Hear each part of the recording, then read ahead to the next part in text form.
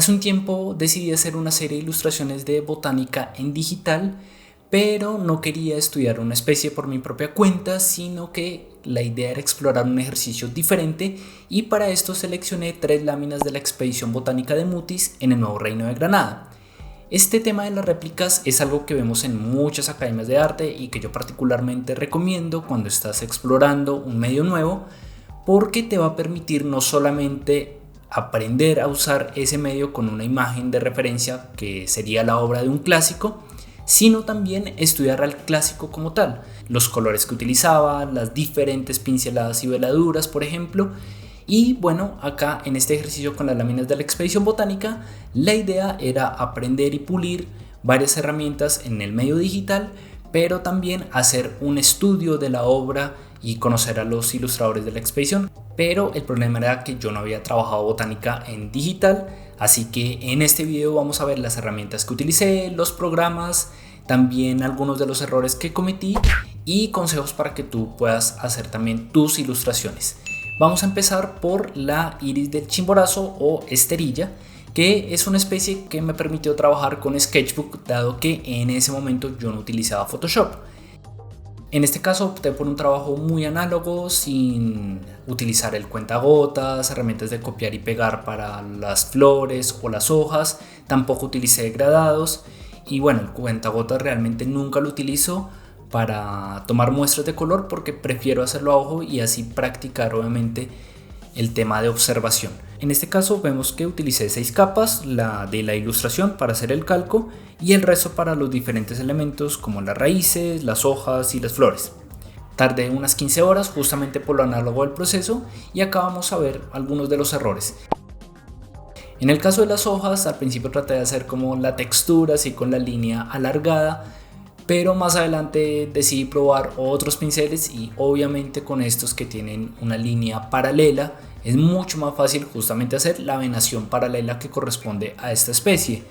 Esto inicialmente no se ve así en el uso primario que uno hace del pincel, sino que hay que explorarlo y hacer la modificación para que siga la dirección del trazo. Entonces el primer consejo en este punto es que no te conformes con los pinceles que estás trabajando en cualquier programa, sino que explores las modificaciones que les puedes hacer a la textura o al espaciado, al flujo, la opacidad y demás, porque eso te va a permitir con un solo pincel realmente lograr muchísimos efectos. Otro error que vemos acá son las salidas de margen o la textura que quedó en algunos casos un poco plástica o incluso como si fuera una pincelada de óleo. Y esto se resuelve con la opción que está al lado de las capas que nos permite bloquear pinceles transparentes. Esto lo que nos ayuda es a que al momento de pasar una nueva pincelada se aplique solamente en los píxeles que ya tienen color. Y bueno, esta herramienta también la vamos a encontrar obviamente en Photoshop, casi en el mismo lugar. Y esto pues obviamente me hubiera permitido lograr una textura un poco más realista, pero en ese momento no sabía de esa herramienta, no la había utilizado. Y bueno, ya más adelante vemos otras aplicaciones.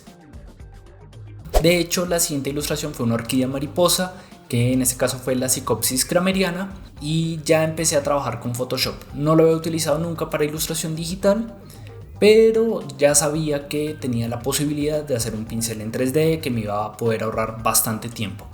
Este tema del pincel en 3D era fundamental porque las raíces fueron algo que me tomó bastante tiempo en la primera ilustración y acá vamos a ver cómo lo utilicé.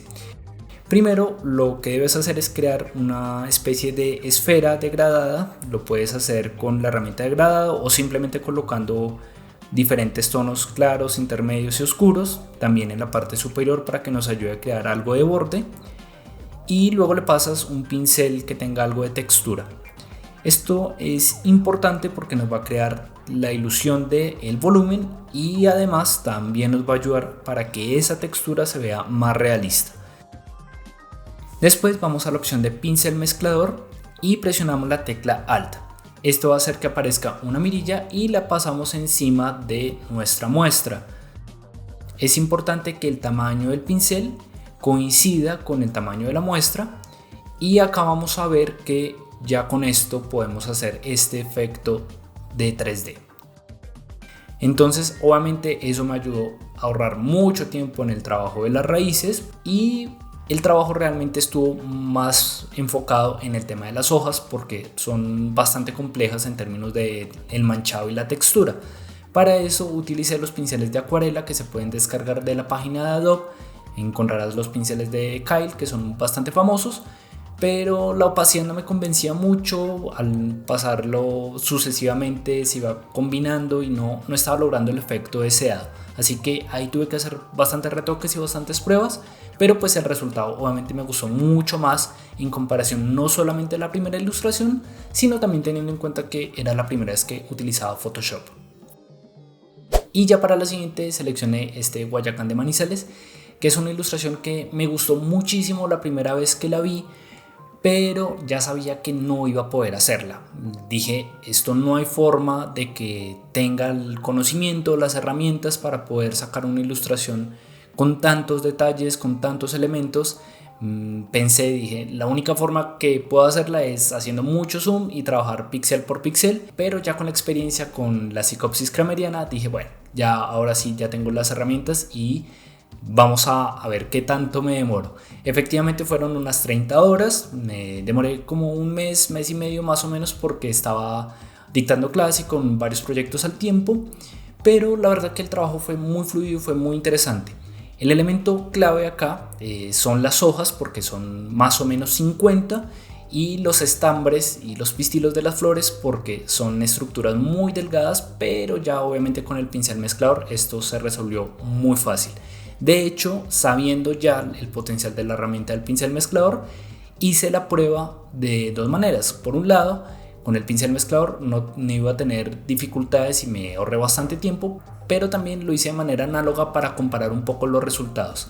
En el caso del trabajo con pincel mezclador vemos que quedó un poquito plástico, como muy brillante esa textura y por eso no me gustó tanto, pero con la herramienta así muy análoga realmente no me gustaba porque salía como un poco pixelada, entonces tampoco era algo ideal. Creo que la mejor manera de resolverlo es básicamente trabajando con el pincel mezclador y luego pasarle un pincel granulado encima bloqueando los píxeles transparentes y ya ahí logramos una textura diferente. Con el caso de las hojas, ahora sí utilicé las herramientas de copiar y pegar porque pues iban a ser demasiadas, pero más allá de replicar las hojas tenía que lograr transformarlas y deformarlas porque estaban en ángulos diferentes, tamaños diferentes.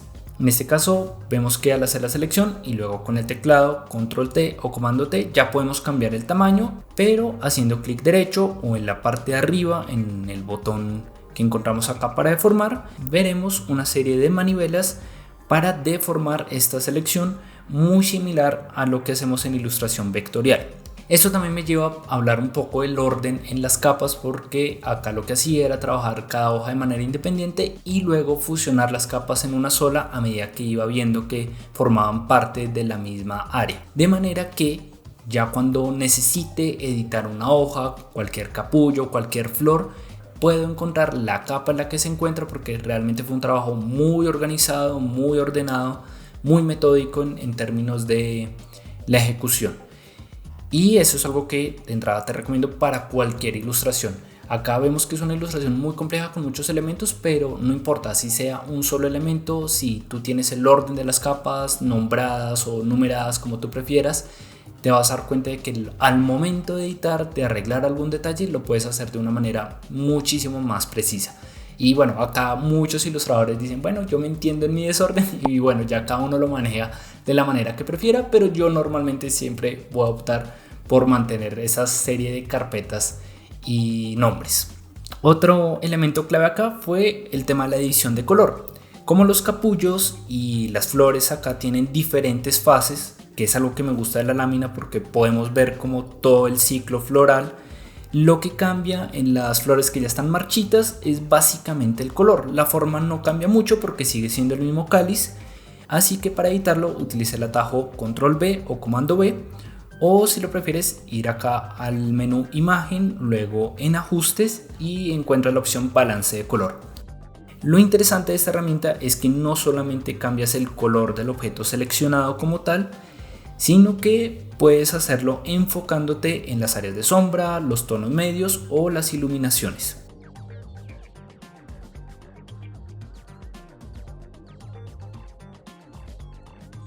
Y bueno, espero que estas herramientas te hayan servido bastante. Si hoy hiciera estas ilustraciones, muy seguramente me tardaría mucho menos tiempo, pero ya con las herramientas que apliqué ahí, la verdad que el trabajo fue bastante interesante y el resultado me gustó muchísimo. Te recomiendo obviamente explorar lo digital, explorar diferentes herramientas y bueno, a propósito de esta serie de ilustraciones, ya que estoy terminando una serie que viene en tinta, también voy a hacer un video con los consejos para ilustrar con bolígrafos, así que muy pendiente del canal y de las redes sociales. Nos vemos en el próximo video.